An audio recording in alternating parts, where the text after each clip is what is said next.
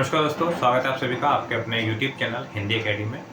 जैसा कि आप लोगों ने थंबनेल देखा होगा कि इस एक किताब को पढ़ करके आप लोग DSSP की तैयारी कर सकते हैं बहुत ज़्यादा बेहतर। तो कौन सी ये किताब है, उसको हम पढ़ के बहुत अच्छी तैयारी कर सकते हैं, ये आप लोगों ने देखा और आप लोग इस वीडियो को देखने के लिए आए हैं। तो मैं बता दूं आप लोगों को कि कोई भी ऐसी किताब नहीं होती है जिस एक किताब को पढ़ करके आप कोई भी कंपटीशन का एग्ज़ाम निकाल पाएँ। सबसे पहले तो आप अपना ये जो भ्रम है इसको दूर कर लीजिए। कोई भी एक किताब पढ़ करके आप लोग बिल्कुल भी परीक्षा को पास नहीं कर पाएंगे। अगर आप चाहते हैं कि आपको बेहतर किताबें पता चलें तो आप इस वीडियो में बने रहिएगा। अगर आप चाहते थे केवल एक ही किताब ऐसी आप लोगों को पता चले जिसको पढ़ करके आप परीक्षा उत्तीर्ण कर सकें, तो माफ़ कीजिएगा, ऐसी कोई किताब नहीं होती है जिसको पढ़ करके आप परीक्षा उत्तीर्ण कर सकते हैं। आप वीडियो को यहीं पर स्किप कर सकते हैं।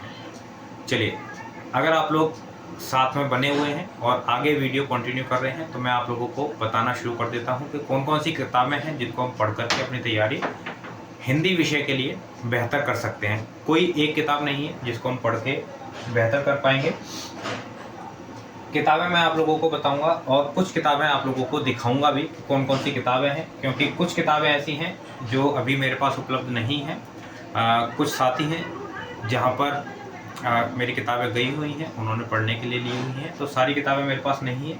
जो किताबें मेरे पास अभी उपलब्ध हैं वो मैं आप लोगों को दिखाने का प्रयास भी करूँगा यहाँ पर कौन कौन सी किताब है। और पहले देख लेते हैं कि हमारा TGT PGT के अंदर कौन कौन सा चीज़ है, क्या क्या चीज़ें हैं जो हमारे एग्ज़ाम में पूछी जाती हैं। ठीक है, सबसे पहले जो पूछा जाएगा वो क्या है, हिंदी साहित्य का इतिहास। हिंदी साहित्य का इतिहास सबसे पहले। दूसरा, हिंदी व्याकरण। तीसरा है हिंदी गद्य साहित्य। 3 हो गए। और नंबर 4 जो है वो हो जाएगा हमारा काव्य शास्त्र। काव्य शास्त्र। नंबर 5 हो जाएगा हमारा पत्रकारिता। पत्रकारिता। नंबर 6 हो जाएगा शिक्षण, अभिरुचि।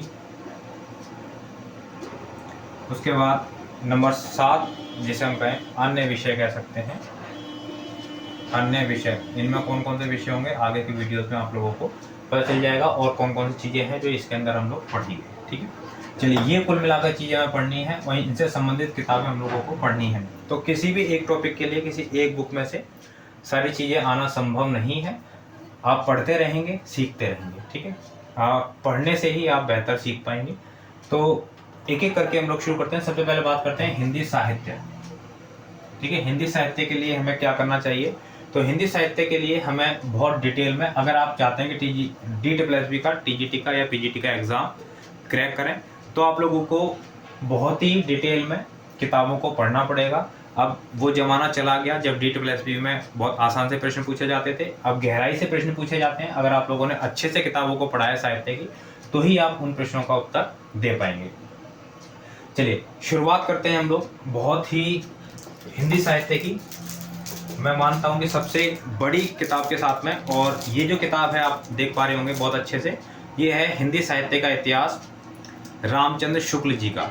ठीक है, रामचंद्र शुक्ल जी के इतिहास से ये आपको पढ़नी ही पड़ेगी। कम से कम 2 से 3 बार आप लोग हिंदी साहित्य का इतिहास रामचंद्र शुक्ल जी का अवश्य पढ़ें। ये जब आप पढ़ लेंगे आपको कुछ समझ आएगा और उसके बाद में आप हिंदी साहित्य का और जो इतिहास की किताबें हैं वो आप पढ़ सकते हैं। जैसे कि एक छोटी सी किताब है ये, हिंदी साहित्य का आदिकाल। और हिंदी साहित्य का आदिकाल ये है हजारी प्रसाद द्विवेदी जी की। इसको आप पढ़ सकते हैं, छोटी सी किताब है, बहुत आसानी से आप लोग पढ़ लेंगे।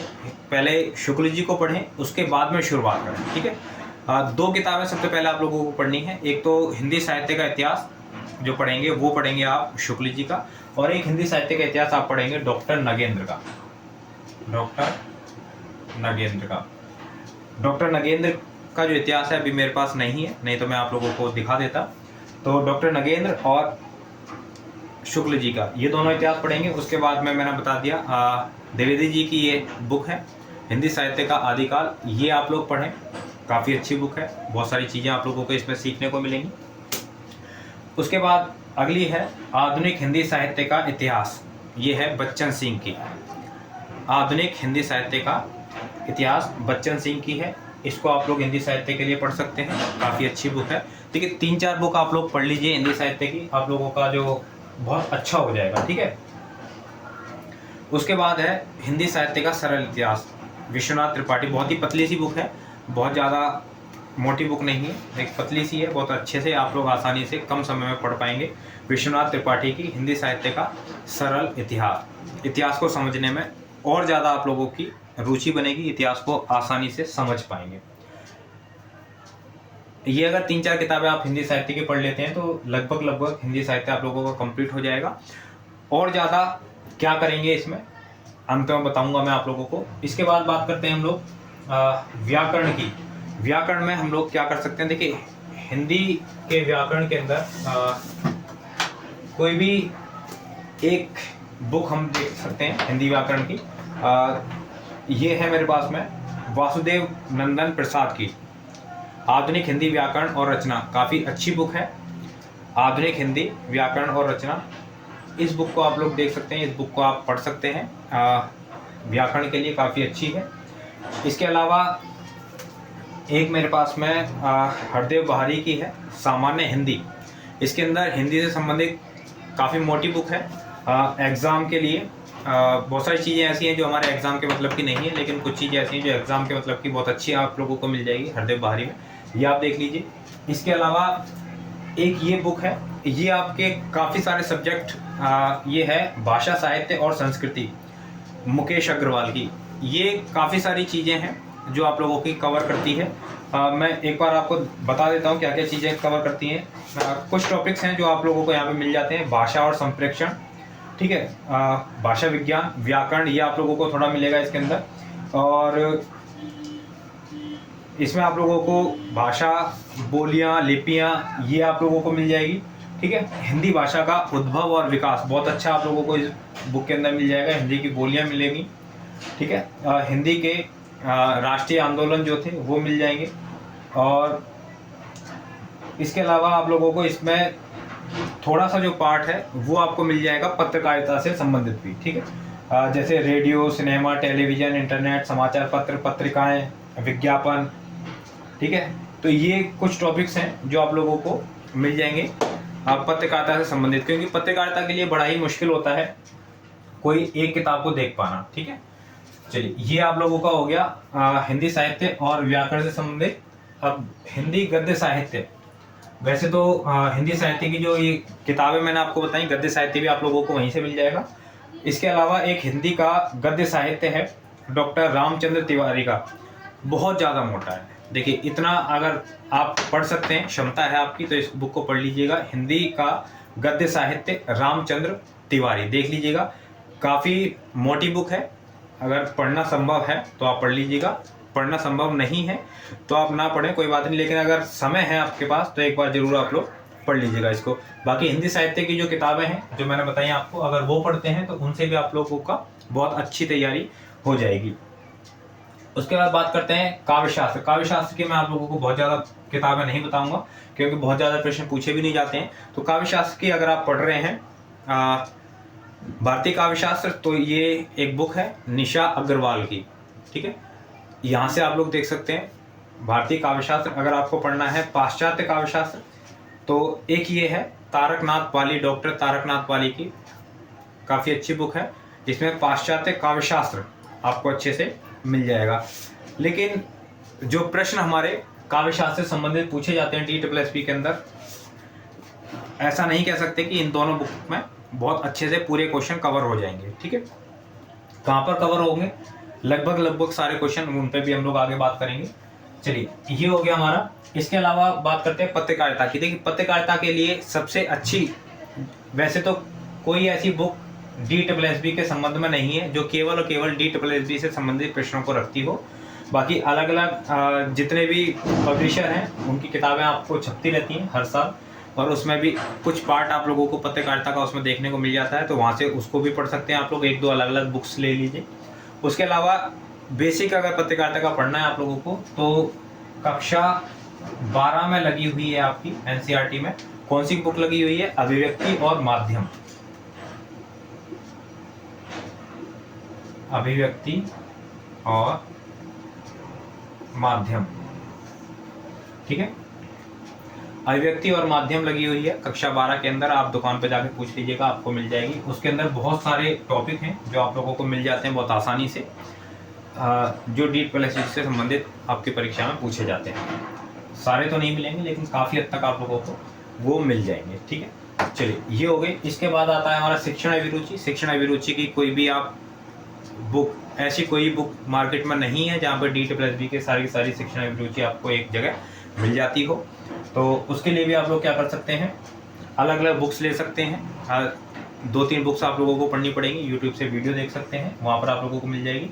और मैं भी कोशिश कर रहा हूँ कि आप लोगों को बहुत जल्द से जल्द, देखिए काव्यशास्त्र की ई बुक हमारे पास उपलब्ध है अभी, पत्रकारिता की ई बुक अभी उपलब्ध है हमारे पास में, ठीक है।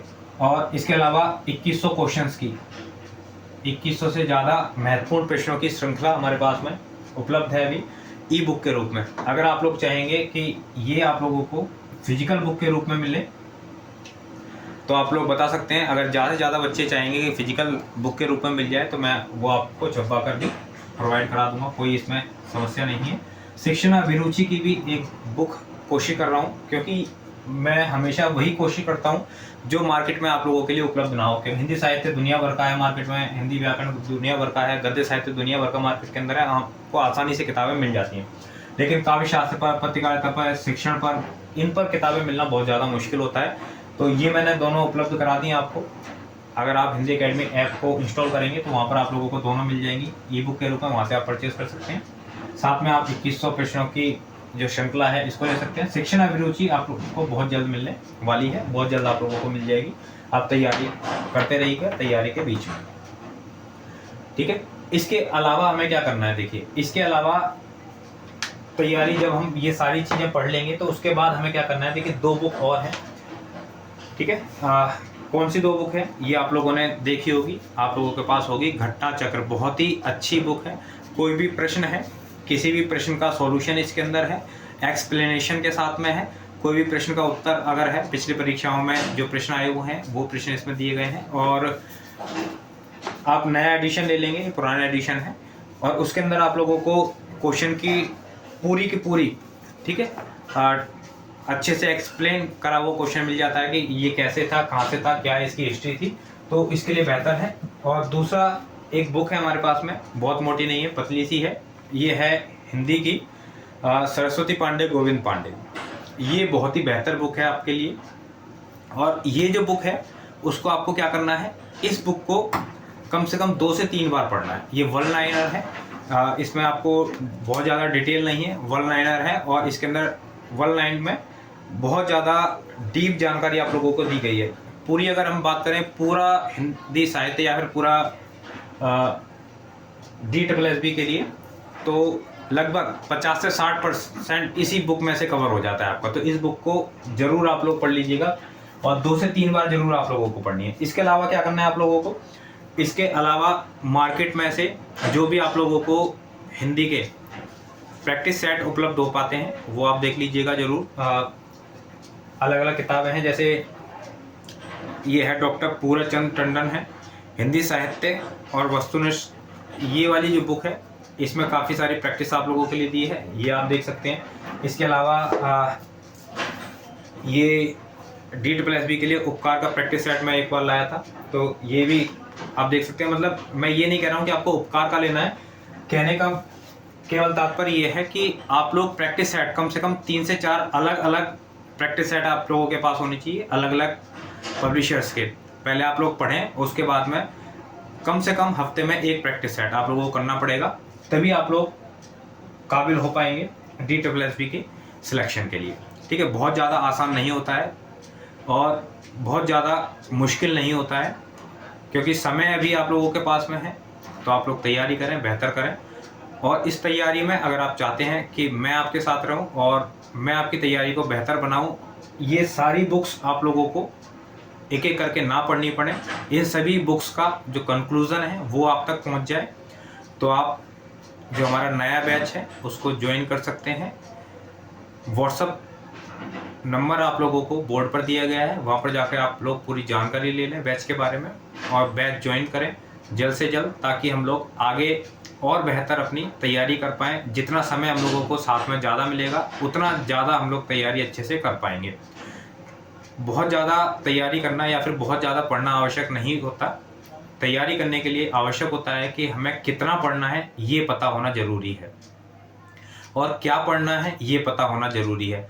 बहुत सारे बच्चे होते हैं बहुत ज़्यादा ब्रिलियंट होते हैं लेकिन सिलेक्शन नहीं हो पाता है। क्यों? क्योंकि वो किसी भी टॉपिक को बहुत ज़्यादा डीप पढ़ तो लेते हैं लेकिन उन्हें ये नहीं पता होता कि इतना डीप या फिर जो वो पढ़ रहे हैं वो एग्ज़ाम में आएगा या नहीं आएगा। तो इसी के लिए हम लोगों का साथ बहुत ज़्यादा आवश्यक होता है, ताकि मैं आप लोगों को स्टेप बाय स्टेप ये बता सकूं समय समय पर कि कहाँ पर क्या पढ़ना है, क्या छोड़ना है, कितना पढ़ना है। इसके लिए आप लोग व्हाट्सएप पर पूरी जानकारी ले सकते हैं, नंबर सामने बोर्ड पर है। अगर आप लोगों ने अभी तक चैनल को सब्सक्राइब नहीं किया है, नए आए हैं चैनल पर, सब्सक्राइब कर लीजिए। इसी प्रकार की और भी क्लासेस आप लोगों को समय समय पर मिलती रहेंगी। अगर हिंदी एकेडमी ऐप को इंस्टॉल नहीं किया है अपने फ़ोन में, जरूर कर लीजिएगा। वहाँ पर आप लोगों की प्रैक्टिस बहुत ज़्यादा अच्छी हो पाएगी। 20-20 अंक की अगर आप लोग कोई प्रैक्टिस सेट नहीं लेते हैं और प्रैक्टिस नहीं करते हैं घर पे, तो 20-20 अंकों के प्रश्न पत्र आप लोगों को उस ऐप पर मिलेंगे बहुत जल्द, जिसको आप लोग बहुत अच्छे प्रश्न दिए जाएंगे जो कि आपके परीक्षा के लिए बहुत ज़्यादा उपयोगी होंगे। मिलते हैं हम लोग अगली वीडियो में अगले टॉपिक के साथ में। बहुत बहुत धन्यवाद आप सभी साथियों का।